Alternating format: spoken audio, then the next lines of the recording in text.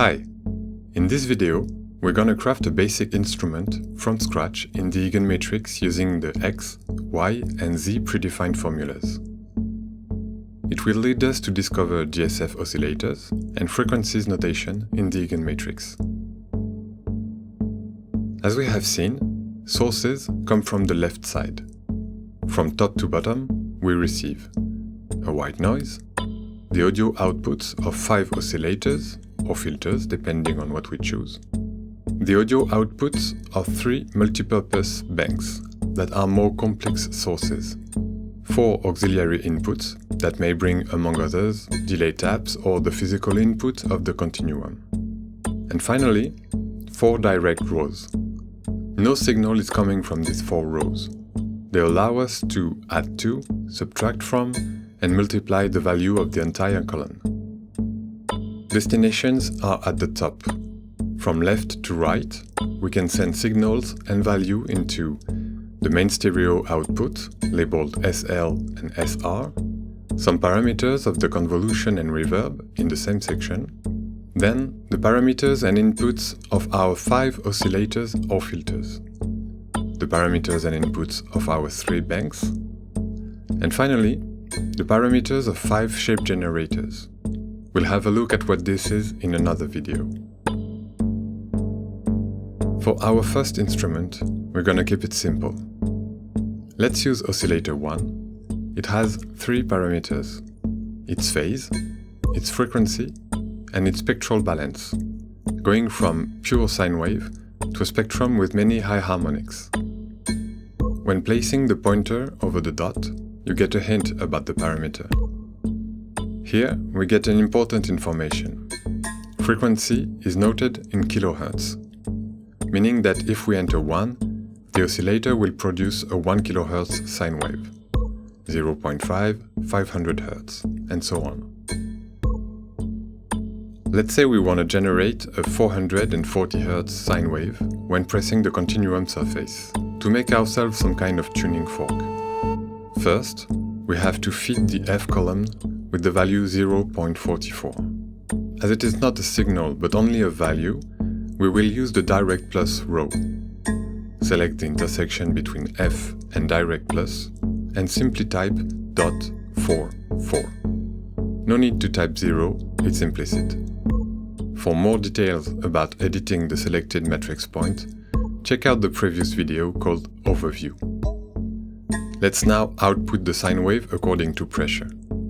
To do this, we create another connection between our oscillator's output and the main outs with the predefined formula Z.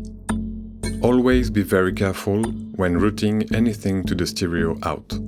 I strongly suggest that you turn down the volume of your monitors. It is very easy to miss the fact that you are just routing a white noise or anything at full volume. Believe me. To understand the link between finger pressure and the value of Z in the EAGANMATRIX, let's look at the continuum from the side in section. This way, we can see what happens between the continuum surface and the depth reached while applying the maximum pressure. Before you touch the surface, Z equals 0. While pressing, its value will rise up until it reaches 1 when you hit the maximum depth. The way it rises up may also be represented in a graph linking pressure to Z value. It starts at 0, and when applying maximum pressure, Z outputs 1. But by default, it is not linear, meaning that when you're halfway to maximum pressure, Z outputs less than 0.5. Instead, it follows a squared function. Why? Because it feels more natural. But you probably noticed that I said by default. And of course, in the formulas, we will be able to change that curve. However, we now have the volume of an A5 at the tip of our finger, wherever we press the surface. Now, let's just replace the fixed value by another predefined formula, X, and we have volume and pitch control of a sine wave on X and Z axis. The X predefined formula just sends back the right frequency value according to your position on the left-right axis and using the kilohertz unit. Finally, let's use the last available axis to control the spectral balance of our instrument by feeding the S parameter with the value of Y. Again, with the direct plus rho. Let's have a quick look at this formula too, because it also contains a little trick.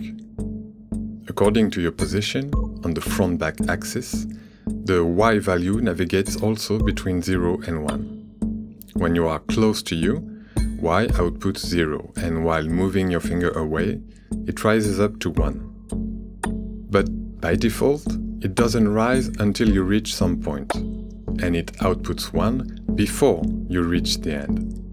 Why? Because it creates a safe area where you can be sure of the value of Y. But once again, I've said by default. Anyway, with only these three formulas, we obtain a simple but fully playable instrument. The pressure controls the volume,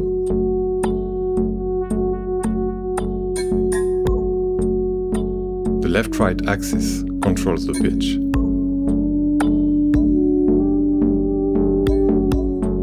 towards us, the EAGANMATRIX generates a sine wave. Away from us, the tone gets richer.